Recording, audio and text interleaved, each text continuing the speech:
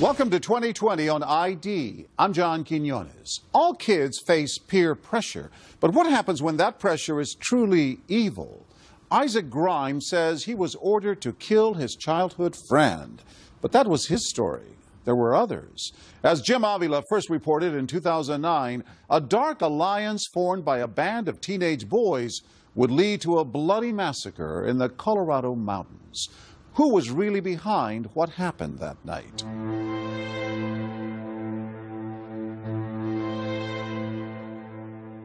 This was a very violent crime scene. There had been a whole lot of terror happen in that home.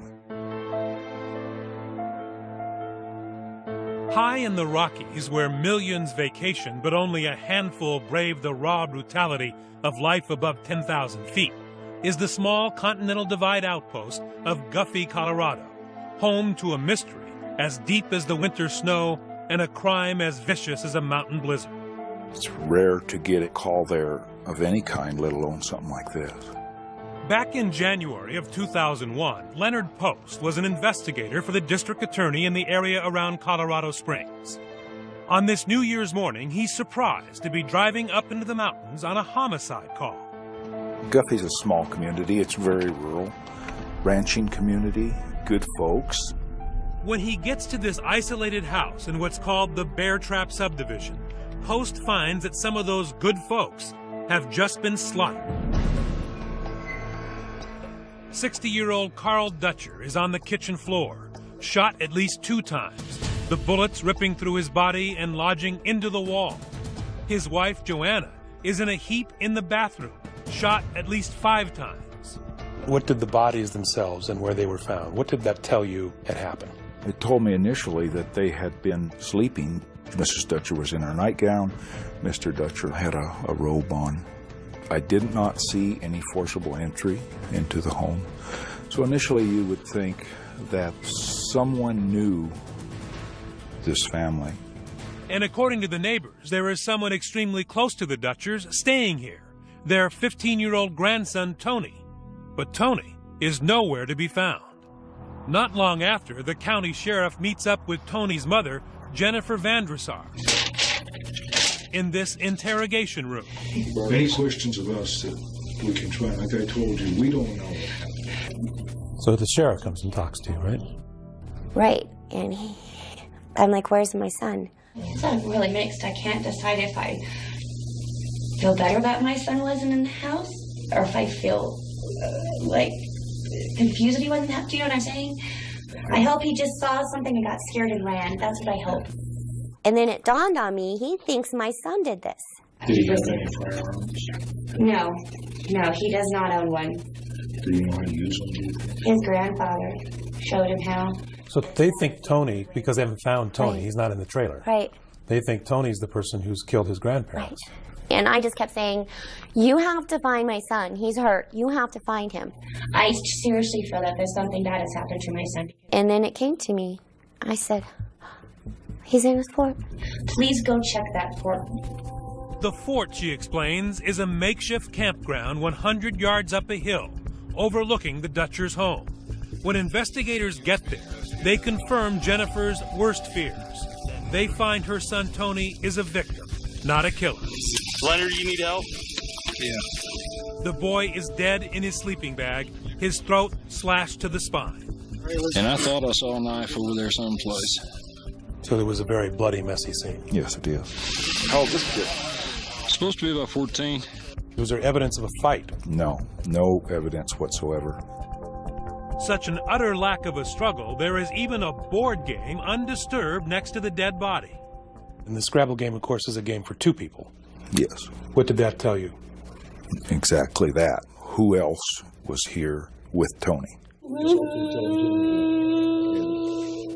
When Tony's mom, Jennifer, hears the news, she is so upset, she says she had to be taken to the hospital and sedated. But before she leaves, she gives a hint about who else might have been there. This young man, literally a choir boy, 15-year-old Isaac Grimes. At one time, Isaac and Tony were best friends. They even built that fort together. So they were that close at one point. Isaac was like a second son to me. He was at our house. Tony was at his house. They were very close. And would they spend a lot of weekends together? They did. I remember one time they dug a trench in the backyard. They'd go camping. Just fun boy stuff.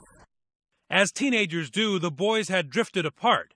But now Jennifer tells the sheriff, according to Tony, the friendship is seemingly rekindled. He had told me that Isaac was coming up to go camping with him, and I was really happy about that because I'd missed seeing Isaac, and I was glad that they were friends again. So you thought it was a good thing? I did, and Tony sounded so happy. Did it sound unusual to you or even to Tony that after this split, that there was going to be this New Year's Eve campout? No, it didn't seem unusual to us. You know, teenagers, they fight, and then they get back together, and then they fight, and they get back together. Could Isaac know what happened? Or even more unfathomable, could this 15-year-old possibly even be involved in the killing? When Leonard Post gets Isaac into this interrogation room with his mother just a few feet away, the boy's answers to those questions are stranger than he could ever imagine.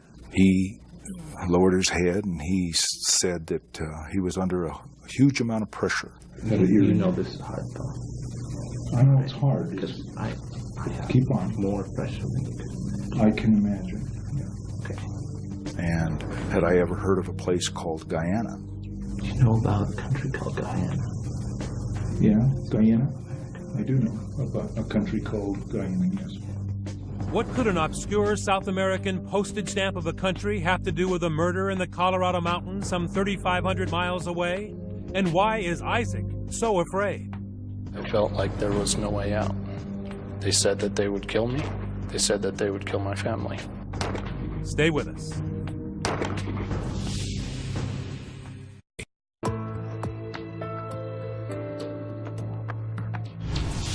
Teenagers Isaac Grimes and Tony Dutcher had been best friends. Now, one is dead along with his grandparents, and the other might be the murderer.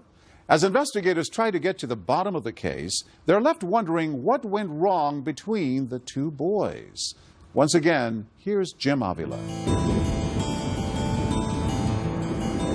The boys come from good families. That's the part of this that really bothered me. This could happen to anybody. I did a horrible thing, but I cannot take that back. So how did Isaac Grimes, this apparently normal, innocent-looking 15-year-old, get involved in something so horrible? He was just a quiet teenager at Palmer High School, Colorado Springs, Colorado. It's like any other campus, full of teenagers trying to find their identities. Fitting in, though, didn't come so easy for Isaac. I wasn't a people person. So you want Mr. Popularity at school? No. This is the first time Isaac Grimes has ever spoken about what happened back then, back when everything was still normal. Your parents describe you as a sweet boy. Sweet, maybe, but strong-willed all the same. Did Isaac have a group? Was he in the jocks or the... No. Anything like that? He didn't fit in with any of those groups, and his grades weren't good enough to fit in with the regular smart kids. So he was by himself? Well, except for Tony. Long before they would be linked in a sensational murder case, Tony Dutcher had been Isaac's best friend. But as they enter high school, they've drifted apart, and Isaac is lonely. But his parents, Donna and Rob, start to see him with a new friend. Genocide, known as ethnic cleansing, has been practiced in the world by many cultures. His name is Simon Sue, seen here giving a speech in class. His strong personality draws Isaac like a moth to a flame, a charismatic senior paying attention to a nerdy freshman who's looking to be part of something. And one time I had said, you know, Simon's a senior, why is he hanging out with you? And he said, because I'm smart. Isaac and Simon began a schoolyard friendship that would last up until the murders, broken apart by two very different stories about what happened New Year's Eve deep in the Rockies. Isaac Grimes' version would send chills up the spines of hardened detectives. What would you have done for him? Murder. So pretty much anything? Yes. It begins innocently enough. According to Isaac, video games and chess matches. Before long, though, fun and games are over. Simon introduces Isaac to two of his other friends, John Matheny and Glenn Urban. And according to Isaac, the four teens become more than high school buddies. They are lured into a boys' club bent on isolation and terror. At first, it was a very lot of compliments, like, you're one of us, you're cool, you're part of the group. You're one of the band of brothers. Right. According to Isaac, he learns this band of brothers actually has a name, OARA, Operations and Reconnaissance Agents. On paper and in Isaac's mind, they are more than just 4 members, too, all organized in a paramilitary structure with Simon in command. I started out as a lieutenant and then became a major and then a lieutenant colonel. Why did you want to be part of this group? To have friends, to be part of something bigger, something good. And what was the big organization's mission? He was a little fuzzy on that one. He sold the big organization as his parent company, basically, and then he had a small part of it, and that was what I was getting into. He didn't know that he was getting involved in a cult, of course. I mean, he thought that he was affiliating with boys and doing something important. Dr. Kathleen Mann is a national expert on cults, a label she has no problem attaching to Simon Sue's OARA. This is the way that all these groups work, is that they get you emotionally invested, and then they start to disclose their inner purposes, and by the time you figure out what's going on, you're involved. In this case, involved in something increasingly militaristic. According to Isaac, Simon trains them for violence, shooting practice at a range like this, showing them how to clean and dismantle firearms. Then Isaac says he learns Simon, whose family is from the small South American country of Guyana, is actually getting them ready to help put down a threatened, possibly just imagined, coup attempt in a place few Americans can find on a map. News of what happened shocked this nation and the world. In fact, Guyana is best known for a cult tragedy of its own. A congressman on a fact-finding trip to the South American nation of Guyana was ambushed, shot, and possibly killed. The murder of American Congressman Leo Ryan, and the subsequent murder-suicide of People's Temple leader Jim Jones and 918 of his congregation who followed him from California to the jungle outside Jonestown, Guyana. It remains the largest mass suicide ever. Guyana was supposedly the headquarters of the group. The group was based there. And what, if anything, were you guys supposed to do or be ready to do? To be called up into service. Simon said he might send us down there to fight. 15-year-olds? Yes. And did you believe that? I believed that he would, if the necessity came up. Why doesn't somebody just walk away? How can you? You can't walk away. You open the door and you walk away. You cannot. It is, you don't understand the power of the situation, the power of indoctrination. Isaac's parents say Simon preyed upon their son, stalked him, and turned innocence into evil. So he was emotionally vulnerable at that point. Oh, yeah. Now that you look back on it, do you think that was attractive to Simon? Oh, yeah. It's a shark in the water thing. You smell blood, and I think Simon smelled blood. And that is Isaac's story. Simon brainwashed him to believe and do whatever he was told, including, as Isaac told us, kill. Not in the jungles of Guyana, but much closer to home, at that campground in the Colorado mountains, as he admits to investigator Leonard Post in the Colorado Springs Police Station interrogation room, with his mother right there.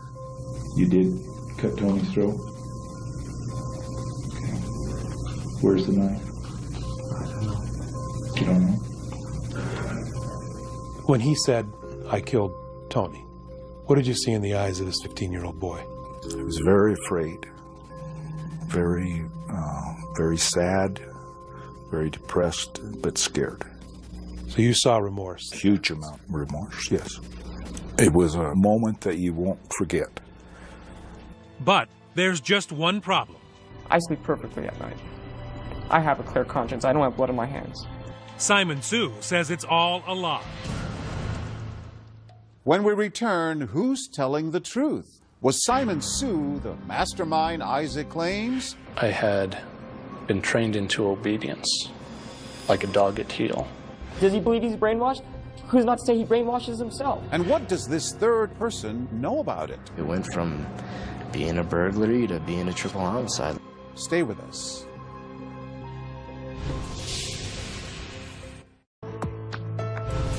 Tony Dutcher has been murdered, and his childhood friend Isaac Grimes has confessed. But the question remains, why did he kill? Once again, here's Jim Avila.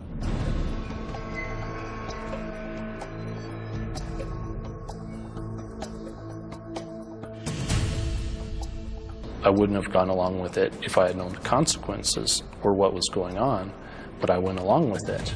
Isaac Grimes says he went along with whatever Simon Sue told him to do back when he was only 15 years old and a newcomer to Simon's group at Palmer High School, the OARA. I never knew Isaac before Simon introduced me to Isaac. Jonathan Matheny was a fellow soldier of the OARA, targeted and recruited. Another lost boy attracted to Simon Sue's band of brothers. A young man who now says they were all on the wrong path. What this says what now? Lost soul. And it sort of describes the way you're feeling? It's kind of been my whole life. It's just kind of a lost soul going the wrong direction. You know? Kind of a lost kid, lost soul. Pretty much says it all in those two words. They started losing their way when Simon supposedly asked his 2 lieutenants to go beyond the military-style exercises at the shooting range and commit a crime, home invasion. Jonathan and I broke into a target's house. It was a specific friend that Simon had from school. We burglarized that house twice and recovered weapons from there. And what'd you do with the weapons?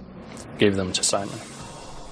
Isaac says Simon Sue is storing lots of weapons and telling him and the others in the OARA that it's all part of the plan to eventually help in a struggle in his family's home country of Guyana.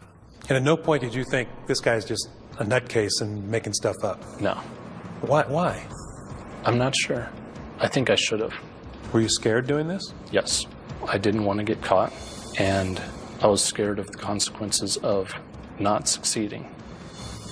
Isaac says that in this mountain paradise, those consequences were made painfully clear. Like a much more serious version of that child's game Simon Says, failure to follow orders resulted in immediate torture. Elaborate pranks, he says, that turned him into a 15-year-old automaton, repeated punches to the stomach, and being forced to eat and drink until he could hold it down no more.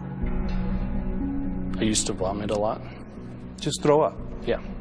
Did some damage to my teeth, I think. Pieces of the teeth began falling off.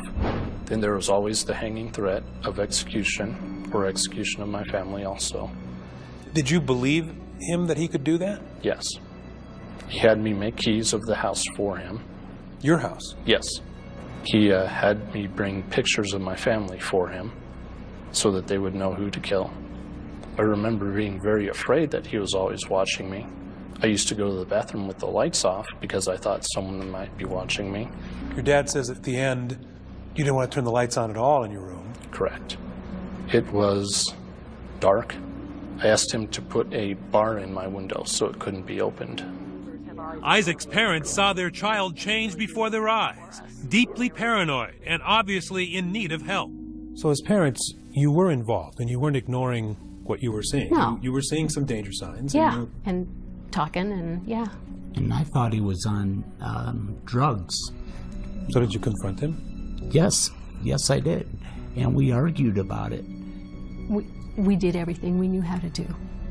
And we called in every resource that we knew how to call in. We had him visit with our pastor. We visited with the psychologist. And we visited numerous times with his school counselor. Mm-hmm. Through all that, though, he is opaque. He will not reveal that he's being terrorized. No.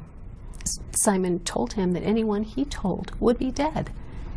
So I think it was just very much, very intentionally making sure that there was nothing that we could know. How did he view Simon Sue? He viewed him as a leader, as his controller, as his military superior, that he had powers that went beyond a normal person. Dr. Kathleen Mann, a cult expert, worked on Isaac Grimes' case and believes his story. He believed that he would be killed. Now, whether that makes common sense or not is not really relevant. What's relevant is that he believed this, and that all members of these kinds of groups believe things that we don't understand. This is the byproduct of indoctrination. According to Isaac Grimes, the indoctrination takes a critical turn about the time they began those burglaries, when he is forced to repeatedly watch this video called Faces of Death. He said that I needed to toughen up, so he brought Faces of Death videos, which are basically just gory videos. Where people are killed and... Yes, and had me watch those. And what effect did it have on you? I think that it desensitized me to violence. By now, Isaac Grimes is poised for the real violence. I had been trained into obedience, like a dog at heel. Simon said, do this, you did that. Mm-hmm. Almost like the game, right? Yes. Simon says. What did he tell you to do? He told me that I had to prove myself by committing murder. Murder. The intended victims? That unsuspecting family in the remote mountain outpost, the Dutchers. Isaac's former best friend Tony and his grandparents Carl and Joanna. OARA was on the move. Put in action, Isaac says, by Simon, who conveniently leaves on a family vacation to Canada, leaving Jonathan and Isaac to carry out the horrendous plot. So you took it as an order? Yes. Why didn't you just go to your parents and say, this is what's happening? I've gotten caught in this terrible bind. I felt like there was no way out. They said that they would kill me. They said that they would kill my family. If you did not commit murder? Correct. The night arrives. It's New Year's Eve. Jonathan drives Isaac up into the mountains. Tony is expecting a sleepover and some games in the fort, so it's no surprise when Jonathan drops him off and leaves. They were glad to see you? Yes. They had no suspicion that you were there to harm anybody? No. After dinner, the boys climb the hill to the fort, the campground they once helped build together. And now you will hear in Isaac's own words an account he has never spoken in public before, but revealed in this interview at the state prison where he is being treated for mental illness. What happens up at the top of the hill? Up at the top of the hill, we talked for a while. We played some Scrabble. And then I murdered him. He was wrapped up in his sleeping bag. And I pointed out what I said was a light in the distance that I wanted him to look at. And I kept saying, well, no, you're not seeing it. So I got behind him and I murdered him from there. A cold, simple narrative that has haunted Isaac Grimes from the moment he wiped his friend's blood from the knife. The first thing I did was I looked up at the sky and I said, oh God, I did it. And what does it do to you even today? It sends sort of shock through me that I could do such a thing. How difficult is it to talk about it? I don't want to talk about it. I really don't. And for a long time, even when confronted by police with his parents at his side, Isaac Grimes refused to admit it. And I really want to believe you, Isaac. I do. But I've got to look at what we have found here. And some of it isn't fitting. When we come back, police tear apart Isaac's story, and the teens turn on each other. I have nothing to lose. Unknown probably the one's going to send him to jail. Who's going to think that your best friend is going to, cost you the rest of your life? Who is telling the truth? Stay with us.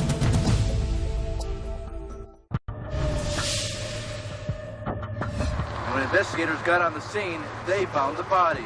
As news reports of the Dutcher killings hit newspapers and television, they are sensational. Crime itself is hideous. I can't believe anything like this has happened. But few facts are leaked by investigators. Isaac Grimes is at the center of the case because Tony Dutcher's mother, Jennifer, told him she believed Isaac had plans to be up in the mountains with her son on New Year's Eve.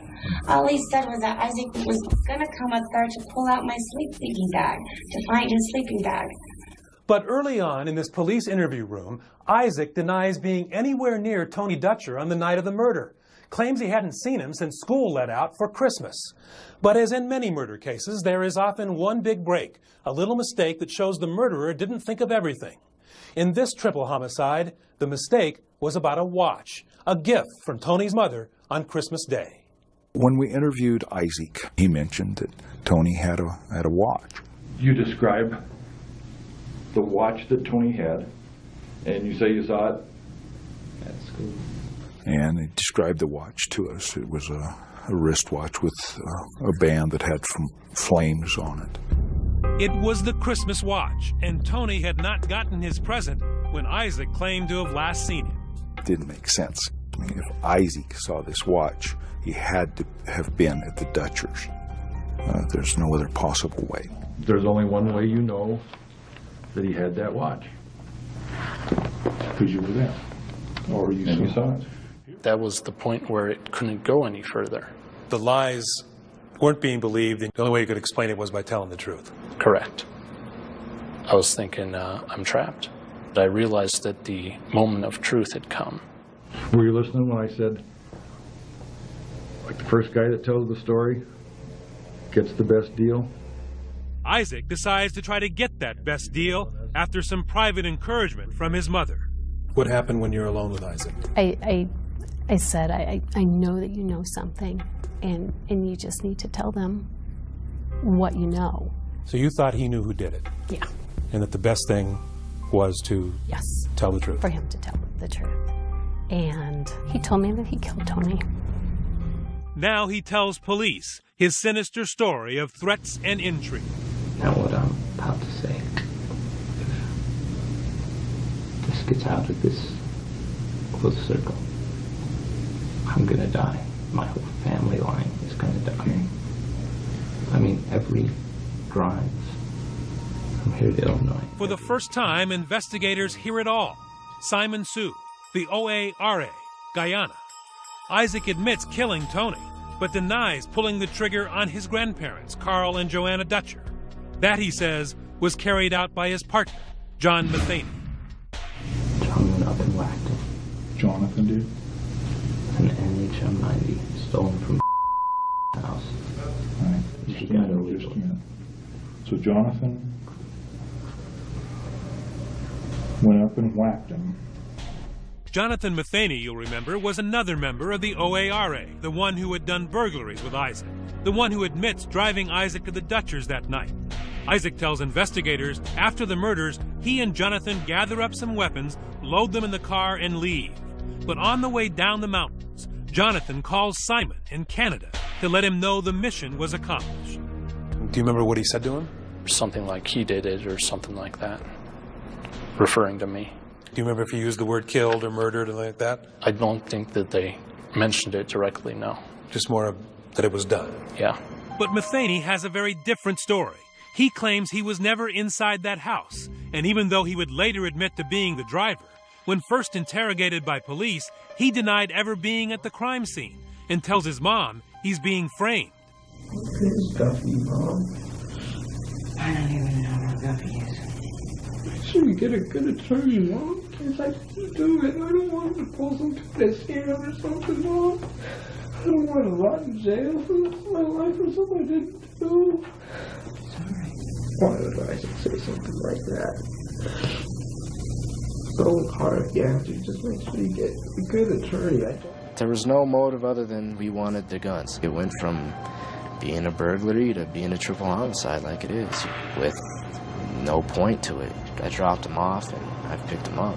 You didn't go inside the house? I've never been inside that house. There was no evidence. There's no DNA. There's nothing to say that I was there. You didn't kill the Dutchers? Of course.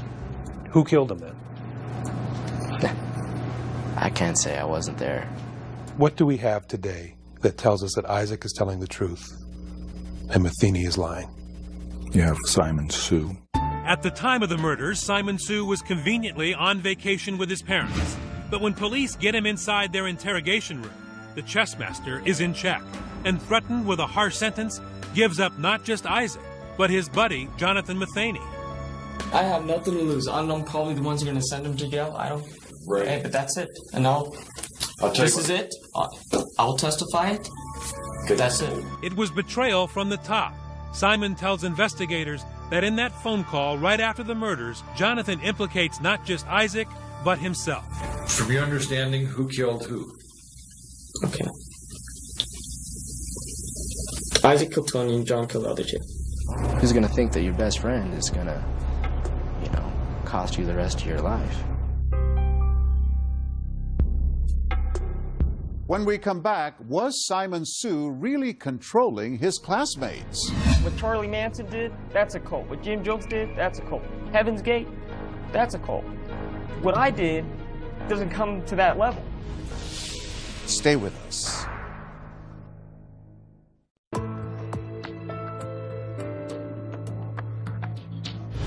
Three murders and conflicting stories about who committed them. Two suspects point to a third, an alleged ringleader. Was he the one calling the shots? Here with the conclusion of our story, Jim Avila. His name is Simon Sue, an average student with what has been described as a brilliant mind, charismatic and controlling, descriptions he now finds insulting. I object to that notion that I'm too smart. You're a smart guy, Mr. Sue. That, if you look at my school records, I did poorly in school. My IQ I'm not a genius by any sort. In fact, I have an average IQ. And his paramilitary organization, built to help his political friends in his family homeland of Guyana? Simon Sue, in his first TV interview since the murders, says that is Fantasyland too. There are those who have now compared your organization and you to a budding Jim Jones. Okay. You've heard that, right? Yes, I've heard that stated before, yes. Did you have a cult? No. The definition of a cult, and Okay. you may know it, is a group of people who are led by a charismatic leader. Okay. Who takes their money. Okay. And leads them blindly. Okay. All things that people have said about you. The whole thing about a cult. Now, what Charlie Manson did, that's a cult. What Jim Jones did, that's a cult. Heaven's Gate, that's a cult. What I did doesn't come to that level. Were you a charismatic leader?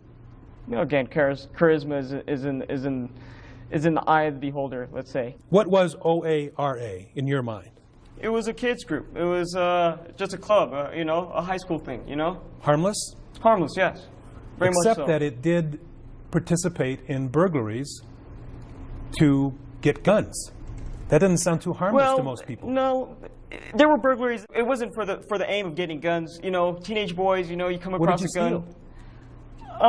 Those were the only thing we found of value. Well, at the time. You stole guns. You're right. Simon Sue's boys' club was in fact highly organized, as he later admitted when confronted with documents from the OARA. This purports to be the OARA command structure. Yeah. Where were you on this command structure?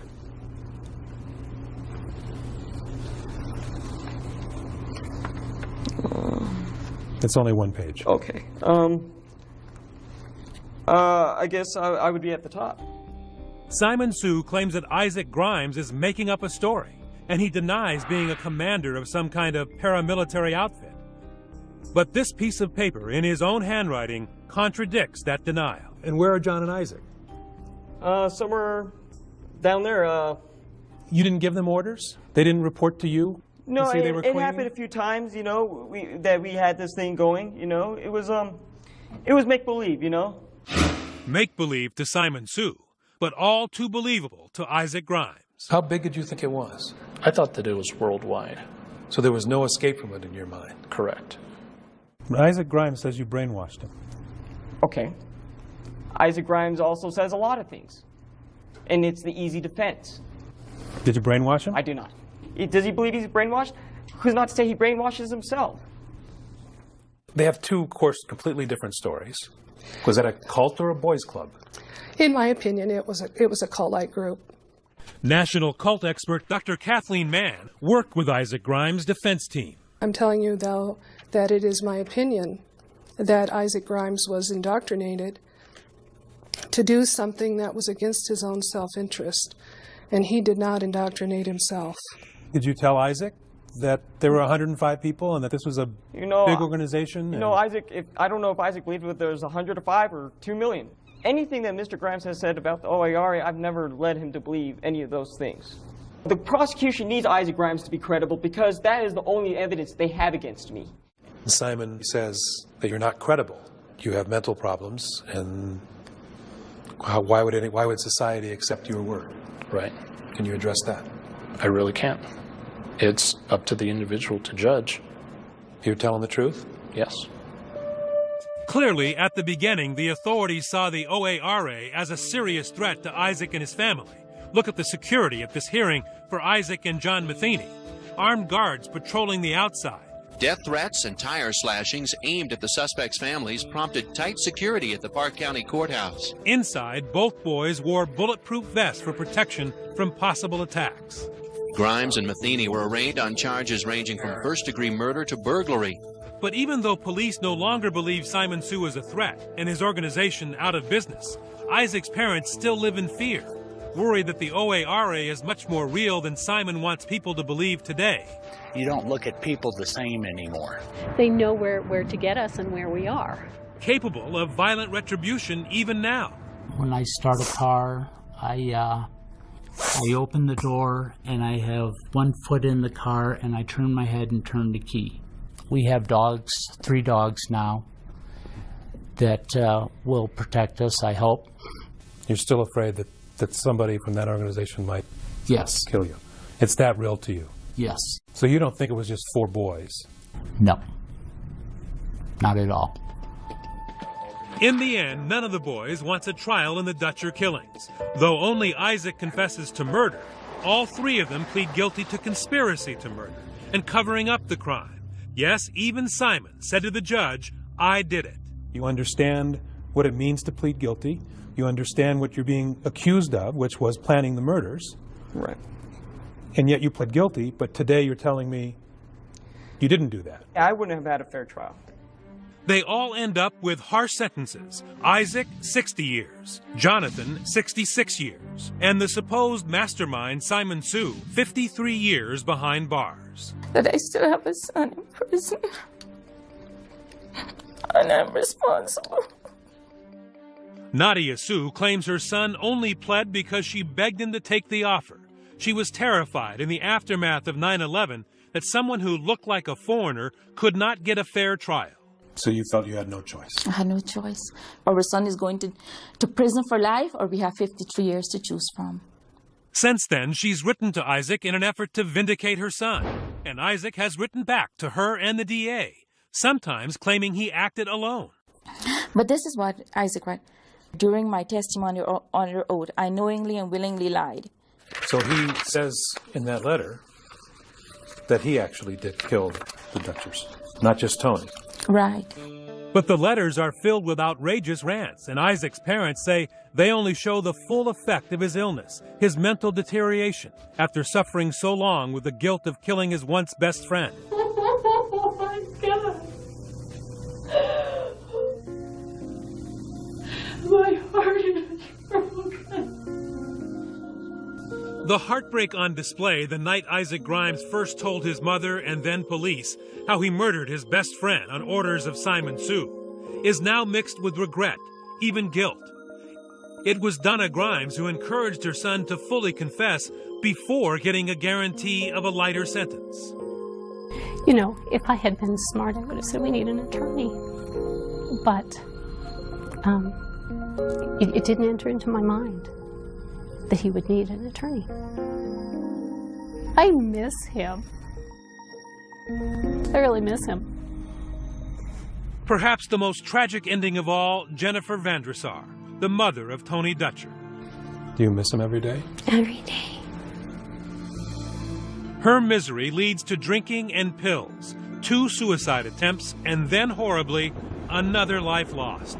One awful night, under the influence, she drives the wrong way down the interstate and kills a 27-year-old father. I don't remember doing it. You don't remember driving down the wrong side of the road? I don't remember anything.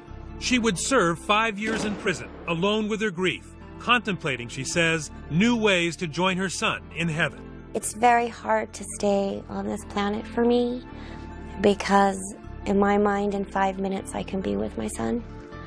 My son was everything to me. Jennifer now writes letters to Isaac, her son's killer. After years had gone by and I had learned more and more information about the circumstances, I had to forgive.